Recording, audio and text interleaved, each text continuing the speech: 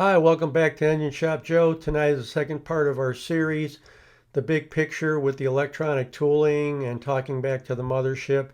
Tonight we're going to talk about the electronic diagnostic system. We use the acronym EDS. It's an actual secure website we log into. EDS is required by the dealers and the distributors if they're going to file a warranty claim or do a warranty repair. An EDS session is required as of today.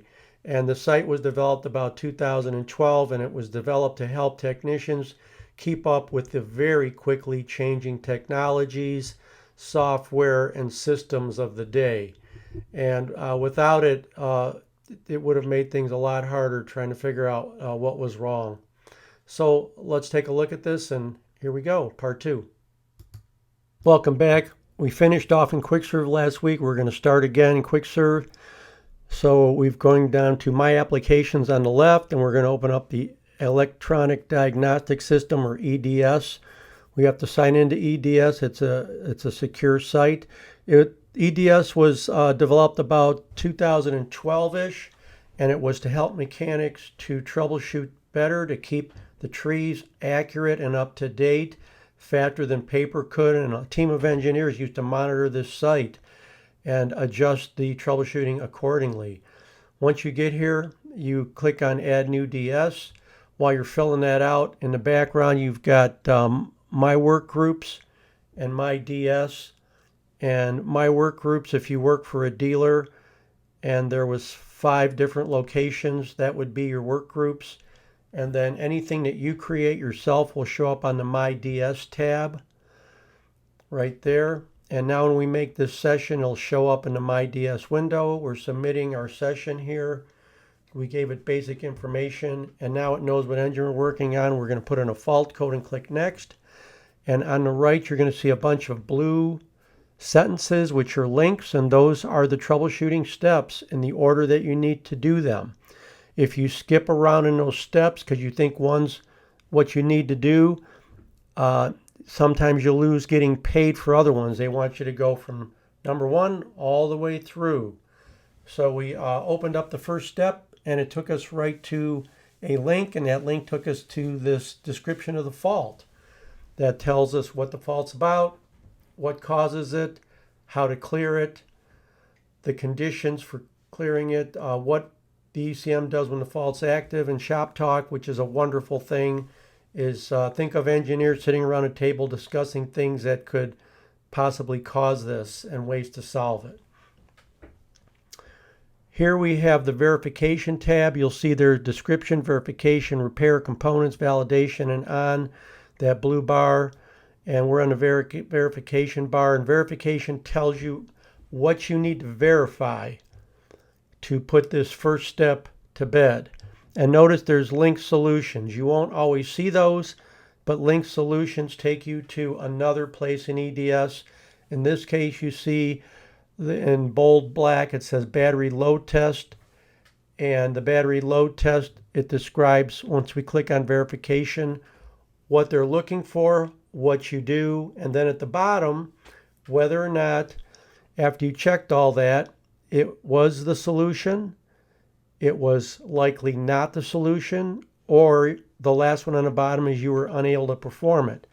In this case, when we load tested the batteries, they were 12-volt batteries, and the lowest voltage we got for the load test was 11.5, and the rest were 11.6 or above.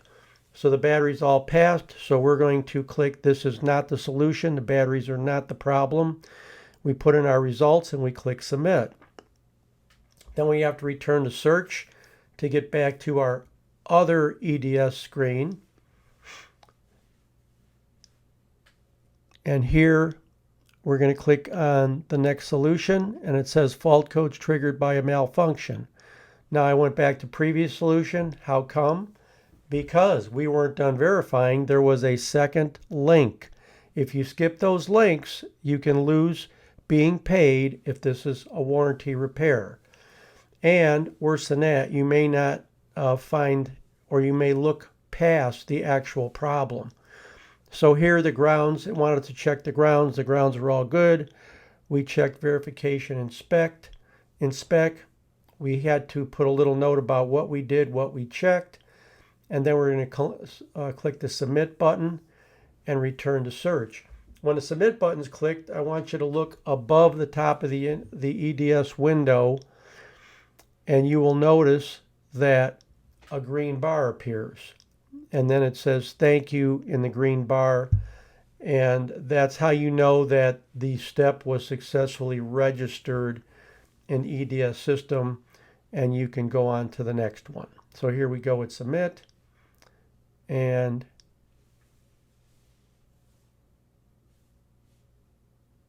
there is the green bar. Thanks for submitting. That fades away, and now we're going to return to search, and we're going to go to the next solution. And this will keep taking us through all the solutions until we find the actual problem. And I've skipped through here to the very last solution so that you won't have to be bored with all of the other steps. And we're doing verification, and it says a malfunctioning after treatment knock sensor has been detected. Is this the case? And yes, this is likely the case. And we are going to put our response in there and click submit. And once we do that, this EDS session goes into the closing stages instead of the work through the different steps stage. Now notice there's still a next solution on the bottom that's highlighted. We are not done with all the solutions, but we have found the problem, so we don't need to go any farther. So we had to check, did the repair correct the problem? Yes, it did. The installation of the new knock sensor fixed it. You see the yellow check on the left. If you had to add other parts, you click on that. If you did the repair and it didn't work, you got the next one, and the bottom one is you didn't fix it. Maybe the customer says, I don't want to pay for it. Don't fix it. So you click the bottom one. And here we've told it that it fixed it. And now they want to know what the calibration was in the ECM.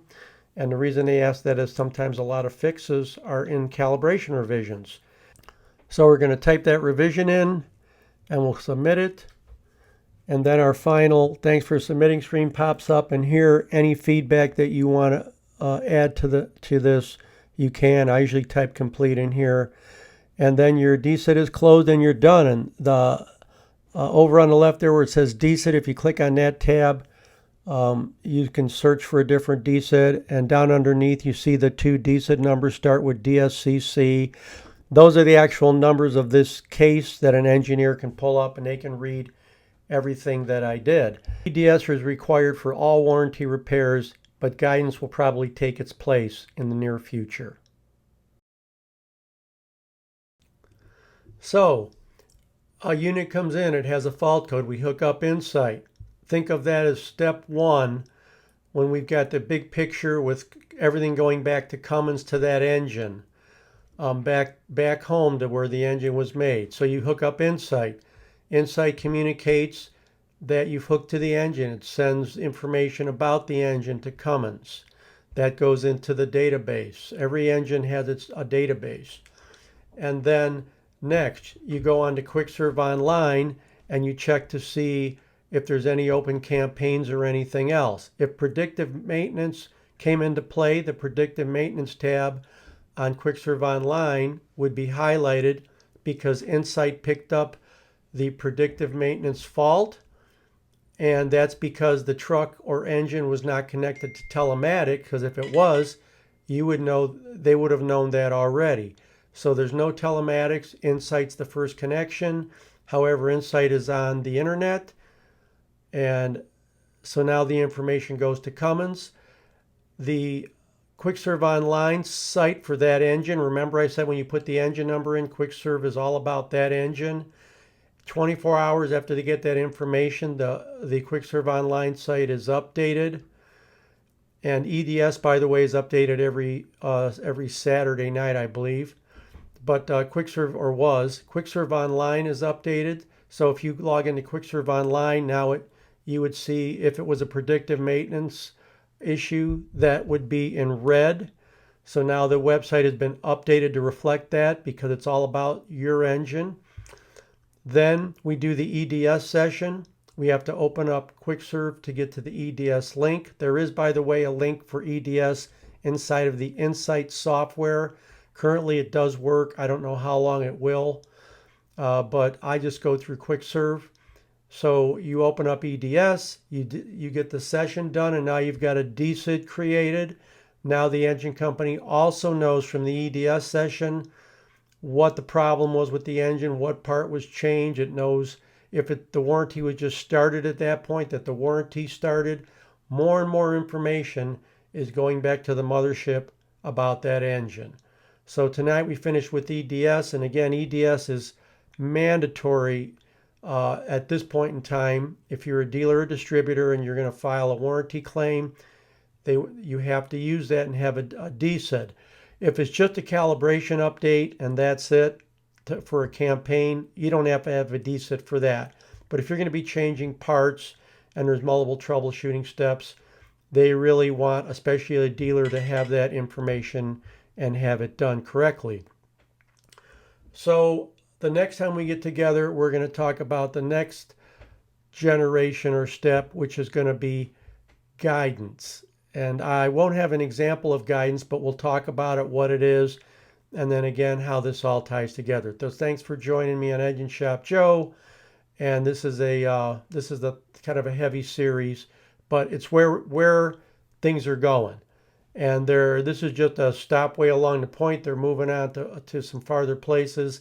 And next time I talk to you, I'll give you a little insight on where they're going, probably where they're going to be around 2027 and 2030. So see you next time. Thanks for joining me on Engine Shop Joe. Oh, and hey, don't forget to subscribe right there. Yeah. Okay, thanks. See ya.